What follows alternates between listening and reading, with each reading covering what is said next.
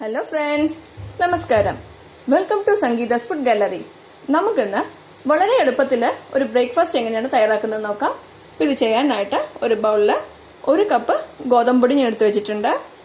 ഇനി ഇതിലേക്ക് ആവശ്യത്തിന് ഉപ്പ് ചേർത്ത് കൊടുക്കുക. ഇനി ഇതിലേക്ക് 1/4 ടീസ്പൂൺ മഞ്ഞൾപ്പൊടി ചേർത്ത് കൊടുക്കണം. ഇതിൻ്റെ കൂടെ 1/4 ടീസ്പൂൺ മുളക് പൊടി കൂടെ ചേർത്ത് കൊടുക്കുന്നുണ്ട്. ഇതിനൊന്ന് മിക്സ് ചെയ്തെടുക്കുക.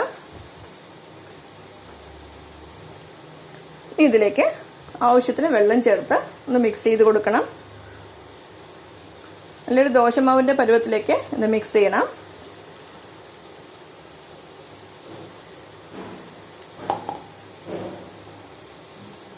ഞാനിപ്പോൾ ഒരു വിസ്ക് വെച്ചാണ് മിക്സ് ചെയ്യുന്നത്.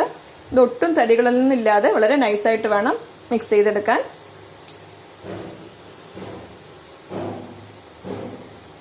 ഇത് നന്നായിട്ട് മിക്സ് ചെയ്ത് കഴിഞ്ഞു.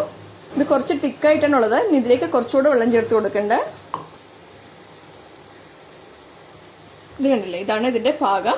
ഇതുപോലെ മിക്സ് ചെയ്തെടുക്കണം. ഇനി ഇതിലേക്ക് 1/2 ടീസ്പൂൺ ജീരകം ചേർത്ത് കൊടുക്കുക. ഇനി ഇതിന്റെ കൂടെ 2 പച്ചമുളക് പൊടിയായി അരിഞ്ഞു വെച്ചിട്ടുണ്ട്, ഇത് ചേർത്ത് കൊടുക്കാം. കുറച്ച് കറിവേപ്പില അരിഞ്ഞത് ചേർത്ത് കൊടുക്കാം. ഇതിന്റെ കൂടെ കുറച്ച് മല്ലിയില അരിഞ്ഞത് ചേർക്കാം.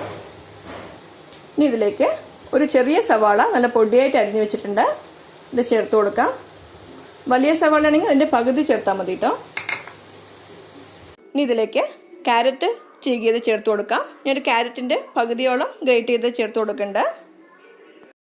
ഇനി ഇതെല്ലാം കൂടിയിട്ട് നന്നായിട്ടൊന്ന് മിക്സ് ചെയ്ത് കൊടുക്കുക. ഇതൊക്കെ നന്നായിട്ട് മിക്സ് ചെയ്തിട്ടുണ്ട്. ഇനി നമുക്കിത് ദോശയായിട്ട് ചുട്ടെടുക്കണം. ദോശത്തവ ചൂടാക്കാൻ വെച്ചിട്ടുണ്ട്. ഇതിലേക്ക് ഓയിൽ അപ്ലൈ ചെയ്ത് കൊടുക്കാം. ഈ തവ നന്നായിട്ട് ചൂടായി കഴിഞ്ഞു. ഇനി നമുക്കിതിലേക്ക് മാവ് കോരി ഒഴിക്കാം. ഇതൊന്ന് പരത്തി കൊടുക്കണം. ഇനി നമുക്കിതിനൊന്ന് വേവിച്ചെടുക്കണം. ഈ സൈഡിലേക്ക് കുറച്ച് ഓയിൽ ചേർത്ത് കൊടുക്കാം. ഇനി നമുക്കിതിനെ തിരിച്ചിട്ട് കൊടുക്കാം.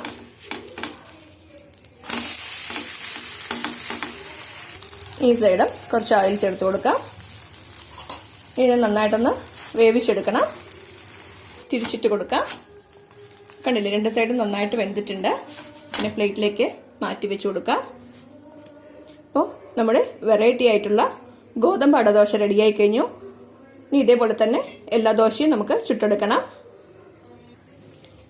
അപ്പോൾ ക്വിക്കായിട്ട് ചെയ്യാൻ പറ്റുന്ന നമ്മുടെ ബ്രേക്ക്ഫാസ്റ്റ് റെഡിയായി കഴിഞ്ഞു. ഇത് ബ്രേക്ക്ഫാസ്റ്റിനും ഈവനിങ് സ്നാക്സ് ആയിട്ടെല്ലാം കഴിക്കാൻ വളരെ ടേസ്റ്റിയാണ്.